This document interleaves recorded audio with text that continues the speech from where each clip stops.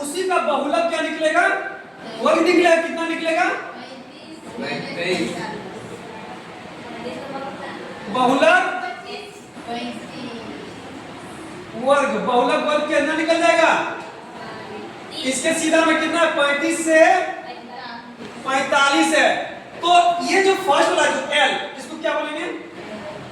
L वाला कितना आ जाएगा? इन दोनों का डिस्टेंस कितना है? डिस्टेंस कितना है? 10। उसके बाद Fi का मान कितना निकला है? कितना निकला है? 23। और F2 का मान? F2 का मान 14। और Fo का मान 21। ये निकल गया तुम्हारा। ये सारा जितना फार्मूला था ये निकल गया। L निकल गया, H निकल गया, F1 निकल गया, F2 निकल गया, Fo निकल गया। अब क्या निकालना है? अब तो कुछ नहीं ना। अब बहुलक वर्ग का फार्मूला क्या होता है?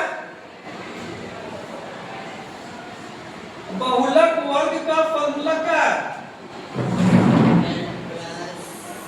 बहुलक बराबर L plus Fi minus Fo बटे 2 Fi minus Fo minus F2 into H। ये क्या निकला मेरा? बहुलक का फॉर्मूला। इसको याद करना बहुत जरूरी है। इसको याद करेगी तो बनाने में बहुत आसान हो जाएगा। नहीं तो एग्जाम में कभी कभी ऑब्जेक्टिव भी आता है। इसमें क्या आता है? ऑब्जेक्टिव भी आता है एग्जाम में। इसके बाद अच्छा L का मान दिया है क्या? कितना दिया है? कितना दिया है? 25 35 प्लस ब्रैकेट Fi का मान कितना है? कितना है? 23 है। चलो यहाँ 23 लिख देते हैं। 23 माइनस Fo का मान 21 बटे ये 2 है, 2 को लिख दो। यहाँ कुछ नहीं, यहाँ गुना छिपा है। क्या छिपा है? गुना छिपा है। और Fi का मान कितना है? 23 है। 23 लिख दिए। इसके बाद किसका चिन्ह है? माइनस का। क्यों माइनस दिए? Fo का मान कुछ दिया क्या यहाँ पे? कितना दिया? 21। इसके बाद F2 का मान है क्या? F2 का मान 14 है। चलो यहाँ 14 लिख देते हैं इंटू H का मान कुछ है क्या? कितना है? 10 है। चलो यहाँ 10 लिख दिए। यहाँ किसी को दिक्कत नहीं। जो फॉर्मूला बोल रहा था, जिसका मान बैठा था, वो सारा हम अपना जगह में क्या कर दिए? सभी को बैठा दिए। तुमको अब समझ में आ रहा है? पीछे आ रहा है ना? हाँ ध्यान देना। इसके बाद ये 35 और 35 को रहने दो, प्लस दे दो, ब्रैकेट कर दो। अच्छा 23 में अगर 21 जाकर कितना बचेगा? 2। कितना बचेगा? 2 लिखे।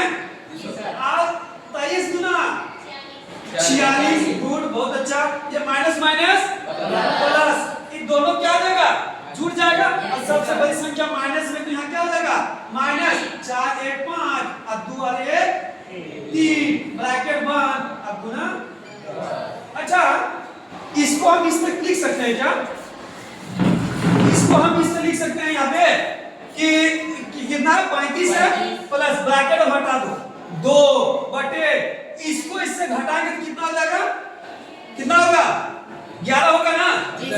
11 गुना 10। क्या लिख दिए? 10। अच्छा इसको इससे गुना कर दो। 10 गुना, अरे इसके नीचे कुछ नहीं तो एक छिपा है ना? तो ये नीचे नीचे गुना आ जाएगा ऊपर। अगर कोना कोनी करता तो हम कटाते। कोना कोनी अगर करता तो हम क्या करते? कटाते। लेकिन कट रहा है क्या यहाँ कोना कोनी? नहीं ना। ना ऊपर नीचे कट रहा है, ना कोना कोनी कट रहा है, ना इधर से इधर कट रहा है, तो नहीं कट रहा है। तो इसको छोड़ दो उसी तरह। तो अब क्या करेंगे इसको? 35 प्लस 10 गुना 20 बटे 11। अच्छा यहाँ पे तुम लोग का भीम जोड़ की तरह आ गया क्या?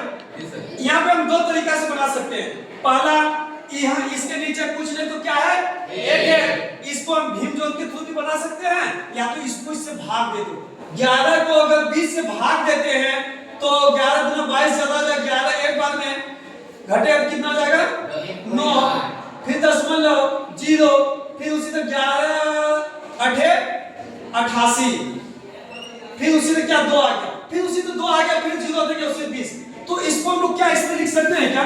35 प्लस 1.8 ताकि देखो इसको फिर भाग देंगे तो फिर 1 आएगा, फिर यहाँ पे 11 खिलाएंगे, उसी तरह आते रहेगा, इसका अंत नहीं होगा, चलते रहेगा जहां तक इसको लेके जाना तुम लोग, लेकिन रुकना नहीं है। तो उसी तरह हम इसको दशमलव में ला दिए, इस तक जोड़ने में आसानी